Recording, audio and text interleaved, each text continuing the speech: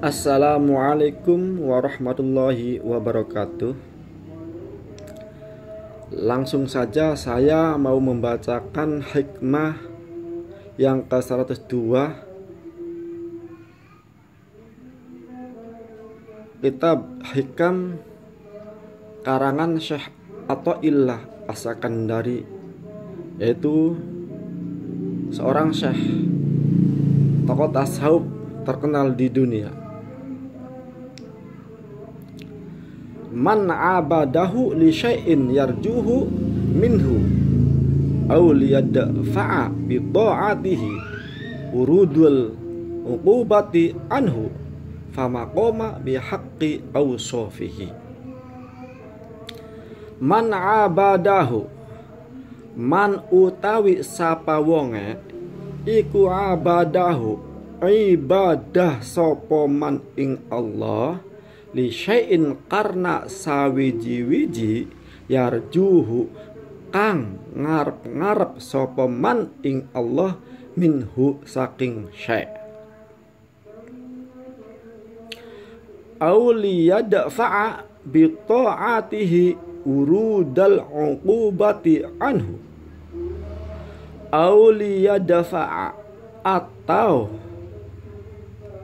supaya nolak sopo Allah bi ta'atihi kelawan sebab ta'ate wong urudal uqubati ing tekane siksa anhu saking eman. Fama qoma bihaqqi awsafihi, fama qoma maka oranana jumeneng sopo man bihaqqi awsafihi kelawan hakke piro-piro sifate Allah.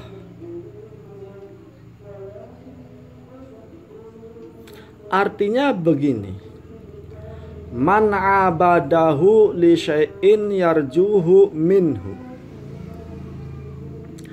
barang siapa yang ibadahnya kepada Allah karena berharap sesuatu dari Allah,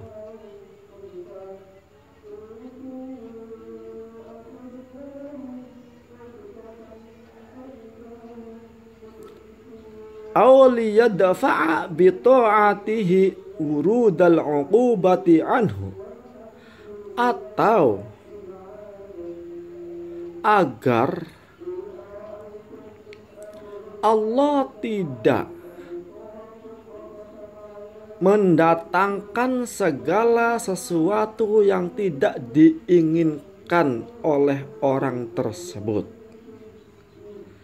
Fama qoma bihaqqi awsafihi, maka orang tersebut belum memenuhi hak dan kewajiban sebagai hamba terhadap sifat-sifatnya Allah.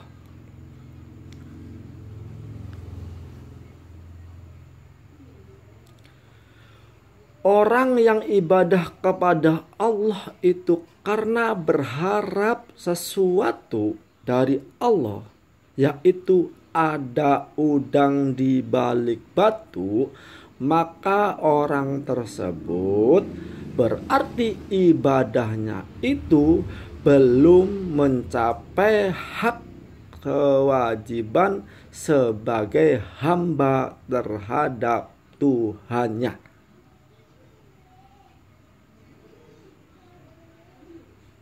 Contoh, kita mengerjakan sholat. Contoh, kita mengaji. Contoh, kita wirid. Contoh, kita dzikir. Contoh, kita puasa. Contoh, kita semedi. Contoh, dan lain-lain sebagainya dari sodako dan lain sebagainya. Kalau niatnya karena agar Allah memberikan sesuatu yang kita inginkan, itu berarti orang tersebut ibadah kepada Allah itu belum bisa.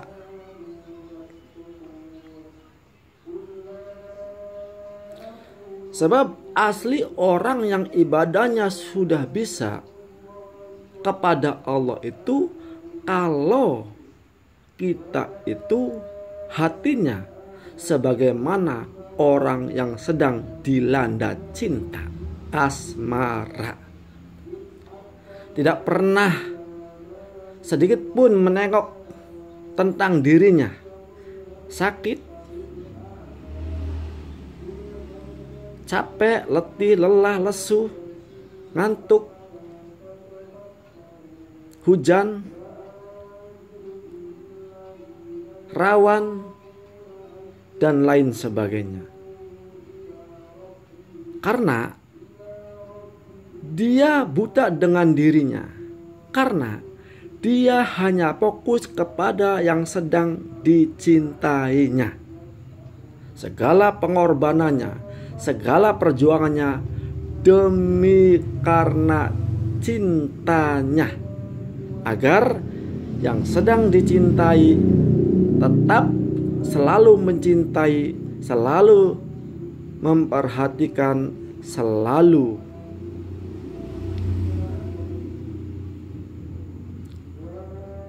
mau berdekatan, tidak menjauh, selalu memperhatikan agar yang sedang dicintai selalu senang, bahagia, dan tidak pernah merasakan keluh kesah.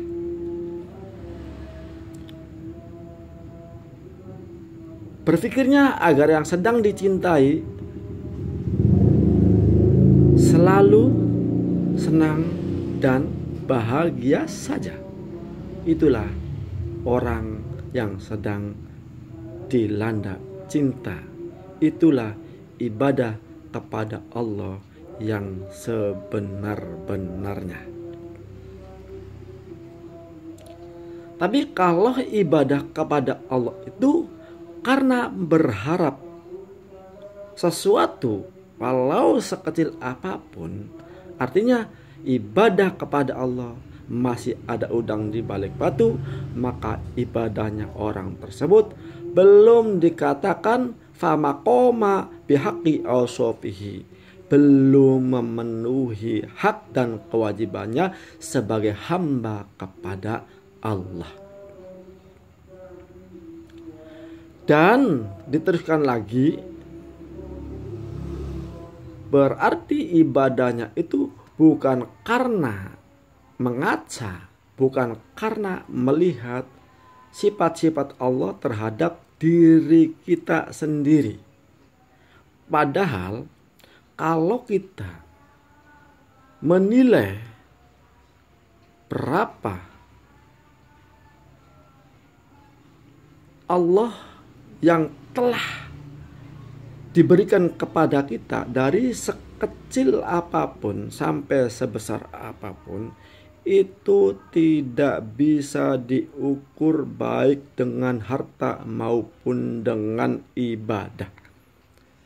Contoh saja, kita punya mata dua, mata satu saja, seandainya kita dipikir tidak bisa kedip, satu kedipan saja, maka kita hidup itu sudah kacau balau. Kita tidak bisa kedip satu kali saja dalam seumur hidup kita. Kita tidak bisa merasakan bahagia, hancur hidup kita. Bagaimana dengan kita berkedip dalam satu hari satu malam berapa kali? Berapa bulan, berapa tahun, dan berapa puluh tahun sampai saat ini. Itu baru kita menilai kebaikan Allah terhadap kita, baru satu mata saja, baru kemedipnya saja, belum bulu matanya, belum ada hitamnya, belum ada putih-putihnya, belum bisa melirik, belum bisa melihat, dan lain sebagainya. Bahkan seandainya kita ukur yang menurut kita itu adalah orang yang tertinggal, orang yang paling bodoh, orang yang tidak bisa apa-apa, seakan-akan hidup itu buntu, seakan-akan dunia itu hanya sebatas sebesar daun kelor. Hidup itu sudah tidak ada lagi harapan, sehingga kita menjadi putus asa. Coba sekarang kita pikir, mukjizat apa yang menurut kita itu paling hebat? Pastinya yaitu mukjizat yang ada pada diri Kanjeng Nabi Muhammad Shallallahu Alaihi Wasallam. Di antara mukjizatnya yaitu Kanjeng Nabi bisa membelah bulan menjadi dua. Coba kita sekarang pikir dengan cermat. Kalau kita boleh memilih, pilih bisa memecah atau membelah bulan menjadi dua, tetapi kita tidak bisa kemedip mata satunya. Atau kita matanya bisa kemedip tetapi tidak bisa memecah atau membelah bulan menjadi dua. Pasti kita berpikir memilih mata kita bisa kemedip. Berarti walaupun kita sebelumnya adalah orang yang paling bodoh, orang yang paling tertinggal, kenyataannya kita itu adalah yang paling hebat. Sebab apa? Dibanding dengan kita bisa membelah bulan menjadi dua, masih tetap hebat, mata kita bisa kemedip. Nah itu,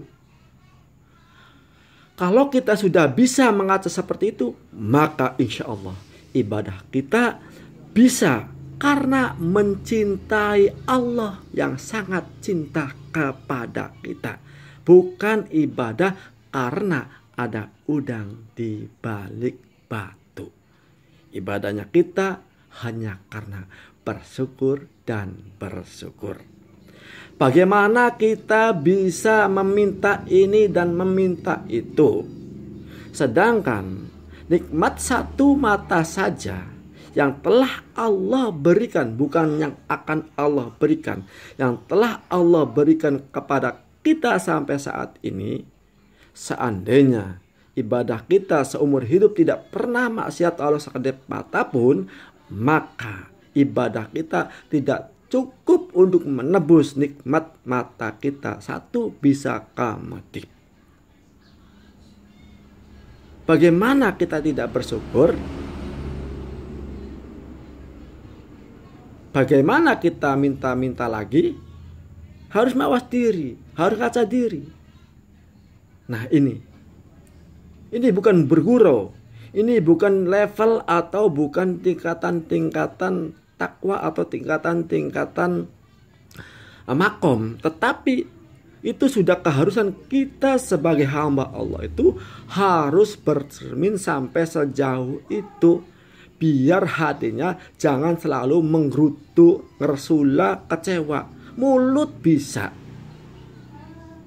tidak menggerutu, mulut bisa tidak kecewa, mulut bisa mengucapkan alhamdulillah sampai beribu-ribu, berjuta-juta kali, tetapi ketika hatinya tidak mengerti dengan sifat-sifat Allah terhadap kita, maka kita ibadahnya selalu ada udang di balik batu, bukan karena merasa bersalah dan bersyukur, dan bukan karena mencintai.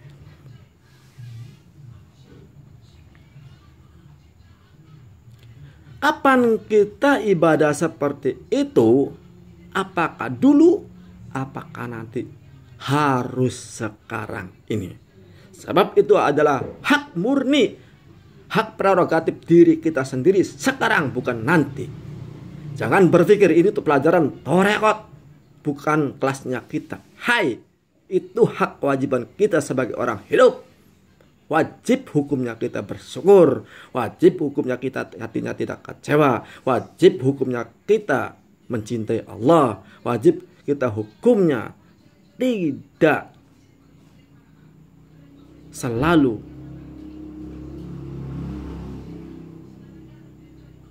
seudon kepada Allah. Agar hati kita selalu memuji Allah, selalu mensucikan Allah, selalu menganggap Allah itu maha sempurna atas segala ketetapan dan qada-qadarnya. Agar Allah selalu mencintai kepada kita. Sebab Allah itu adalah cerminan hati kita sendiri. Kalau hati kita seudon kepada Allah, Allah pun lebih-lebih. Kalau hati kita cinta kepada Allah, Allah pun lebih-lebih. Kalau kita bersyukur kepada Allah, Allah pun lebih-lebih. Sebab Allah itu adalah pantulan hati kita, bukan pantulan raga kita. Itu dari saya. Mungkin hanya ini saja dari saya. Wallahul muwaffiq ila aqwamit thoriq. Wassalamualaikum warahmatullahi wabarakatuh.